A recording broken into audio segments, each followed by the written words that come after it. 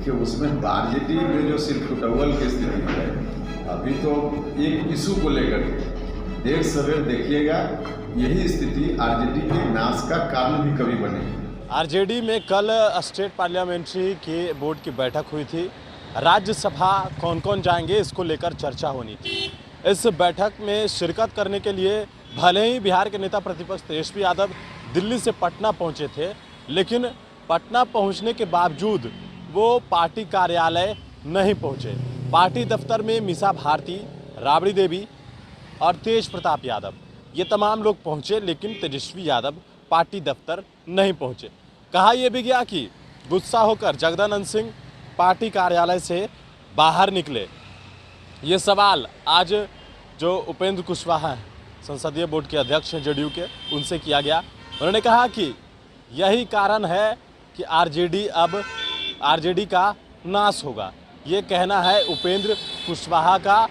उन्होंने कहा कि जिस प्रकार से जगदानंद सिंह बीच बैठक से बाहर निकले तो ये आरजेडी का नाश होना है और इसी की शुरुआत हुई है।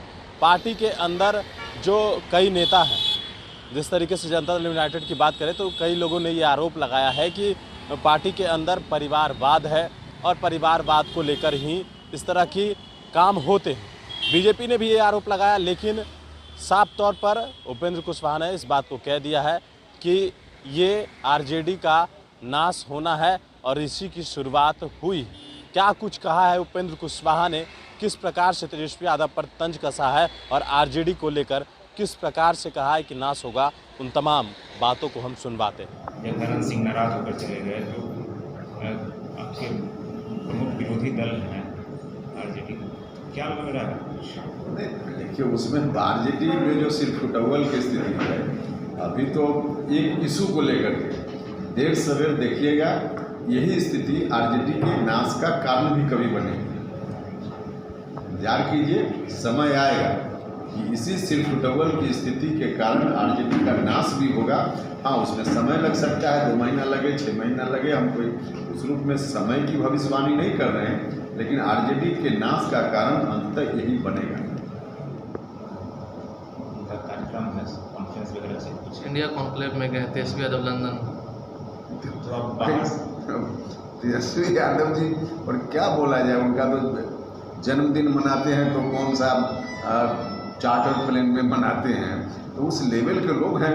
हम लोग तो छोटे लोग हैं, तो उस लंदन में जाके अब गर्मी का दिन बिताएंगे, तो उसमें मेरी क्या टिप्पणी हो सकती है। बयान दिया है कि बीजेपी से जो मुकाबला है कांग्रेस नहीं कर सकती है और क्षेत्रीय दलों का कोई एक तरह से भविष्य नहीं है, साफ इशारा है। अब जिस तरह से कांग्रेस पार्टी मुकाबला करती रही है और कर रही है, देख ही रहे हैं कि किस तरह से कांग्रेस पार्टी मुकाबला कर रही है। मुकाबला करते रहें और एनडीए की गाड़ी आगे बढ़ते रहें। हार्दिक पटेल भी अभी कांग्रेस से इस्तीफा देते हैं। तो अब उनकी पार्टी का मामला है, वहाँ भी कांग्रेस पार्टी की भी कमोबेश वही स्थिति है जो बिहार में आरजेडी की स्थिति, और इसी स्थिति में कौन नेता इस्तीफा देंगे नहीं देंगे उनका मामला है, लेकिन स्थिति तो यही है। कितना लाभ मिलेगा? देखिए, बिल्कुल ठीक बात है, बिहार सरकार की सीमा है, बिहार में बिहार की सरकार कर सकती है जो माननीय मुख्यमंत्री जी कह चुके हैं, एक बार नहीं कई बार। हमारी पार्टी का क्लियर स्टैंड है, तो इस मामले में बिहार में तो जातीय गणना होगी, लेकिन किसी एक राज्य में जाति की गिनती करने से बहुत ही आंशिक लाभ होगा, पूरा फायदा उसका नहीं हो पाएगा। पूरा फायदा हो इसके लिए तो देश के स्तर पे होना चाहिए, तो देश के स्तर पे कराने की ज़रूरत है, और हम लोग आज भी इस मांग के साथ हैं कि देश के स्तर पे जाति की भी गिनती हो, केंद्र की सरकार इस काम को कराए। लेकिन बीजेपी का जोर जातीय जनगणना से ज़्यादा जनसंख्या नियंत्रण कानून को लेकर।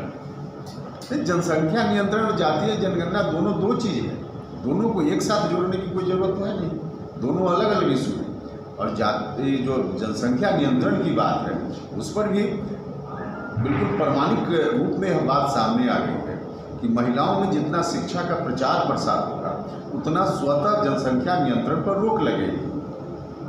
इसमें सर्वे भी है, रिपोर्ट है कि इंटर पास कोई अगर महिला है, उनके यहाँ किस तरह से बच्चों की संख्या होती है, कोई बिना पढ़ी लिखी महिला है, वहाँ कितनी संख्या होती है। तो क्लियर है कि महिलाएं अधिक से अधिक पढ़ें, शिक्षा का प्रसार विशेष रूप से हो महिलाओं के बीच में, इसकी आवश्यकता है। जनसंख्या पर स्वतः नियंत्रण हो जाए।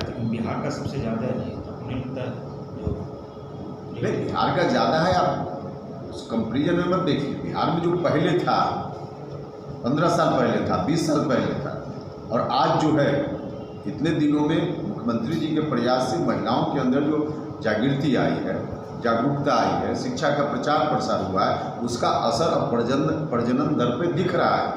तो इस ओर हम बढ़ेंगे तो स्वतः जनसंख्या नियंत्रित